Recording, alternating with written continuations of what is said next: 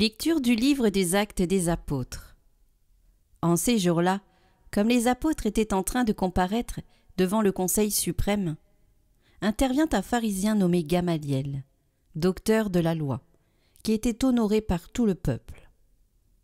Il ordonna de les faire sortir un instant, puis il dit : « Vous, Israélites, prenez garde à ce que vous allez faire à ces gens-là. » Il y a un certain temps, se leva Teudas, qui prétendait être quelqu'un, et à qui se rallièrent 400 hommes environ. Il a été supprimé, et tous ses partisans ont été mis en déroute et réduits à rien. Après lui, à l'époque du recensement, se leva Judas, le Galiléen, qui a entraîné beaucoup de monde derrière lui. Il a péri lui aussi, et tous ses partisans ont été dispersés.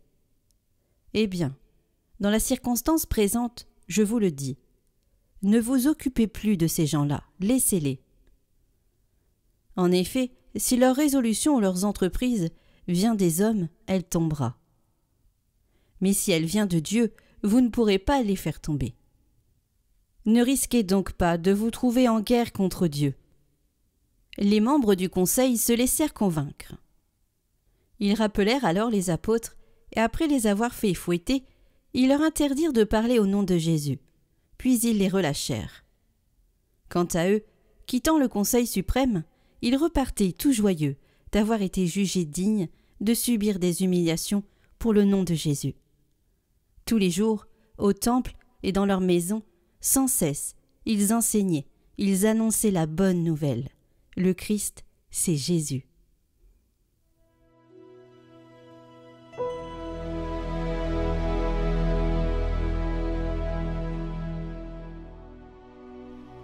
J'ai demandé une chose au Seigneur, habiter sa maison.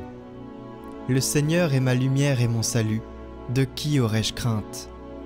Le Seigneur est le rempart de ma vie, devant qui tremblerais-je? J'ai demandé une chose au Seigneur, la seule que je cherche, habiter la maison du Seigneur tous les jours de ma vie, pour admirer le Seigneur dans sa beauté et m'attacher à son temple. J'en suis sûr, je verrai les bontés du Seigneur sur la terre des vivants. Espère le Seigneur, sois fort et prends courage. Espère le Seigneur.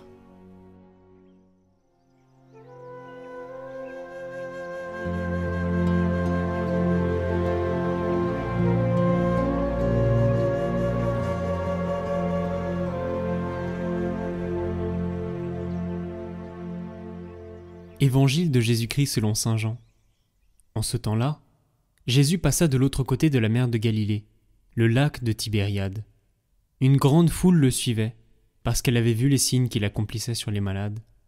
Jésus gravit la montagne, et là, il était assis avec ses disciples. Or, la Pâque, la fête des Juifs, était proche.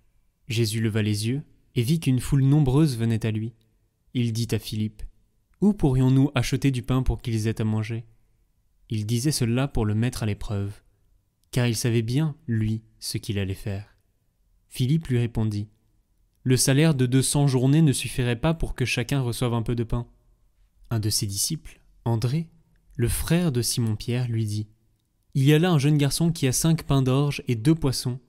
Mais qu'est-ce que cela pour tant de monde ?» Jésus dit : « Faites asseoir les gens. » Il y avait beaucoup d'herbe à cet endroit. Ils s'assirent donc, au nombre d'environ 5000 hommes.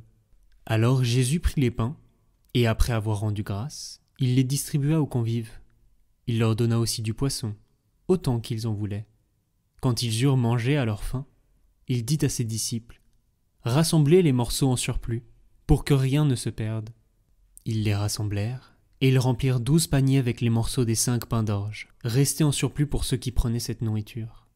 À la vue du signe que Jésus avait accompli, les gens disaient : « C'est vraiment lui le prophète annoncé, celui qui vient dans le monde. » Mais Jésus savait qu'ils allaient venir l'enlever pour faire de lui leur roi. Alors de nouveau il se retira dans la montagne, lui seul.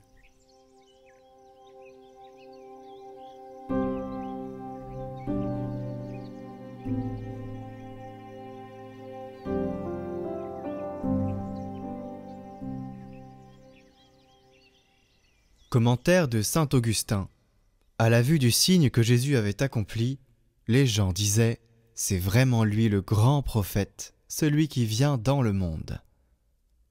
Gouverner l'univers est en vérité un miracle plus grand que de rassasier 5000 hommes avec 5 pains. Personne toutefois ne s'en étonne, alors que l'on s'extasie devant un miracle de moindre importance parce qu'il sort de l'ordinaire. Qui, en effet, nourrit aujourd'hui encore l'univers sinon celui qui avec quelques grains crée les moissons? Le Christ a donc fait ce que Dieu fait, usant de son pouvoir de multiplier les moissons à partir de quelques grains.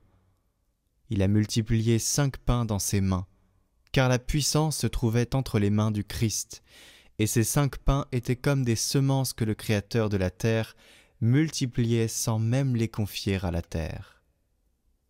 Cette œuvre a donc été placée sous nos sens pour élever notre esprit. Il nous est ainsi devenu possible d'admirer le Dieu invisible en considérant ses œuvres visibles.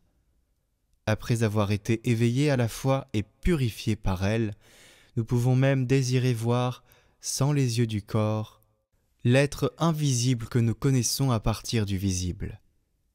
En effet, Jésus a fait ce miracle pour qu'il soit vu de ceux qui se trouvaient là. Et ils l'ont mis par écrit pour que nous en ayons connaissance. Ce que les yeux ont fait pour eux, la foi le fait pour nous. Aussi bien nous reconnaissons en notre âme ce que nos yeux n'ont pas pu voir, et nous avons reçu un plus bel éloge, puisque c'est de nous qu'il a été dit « Heureux ceux qui croient sans avoir vu ».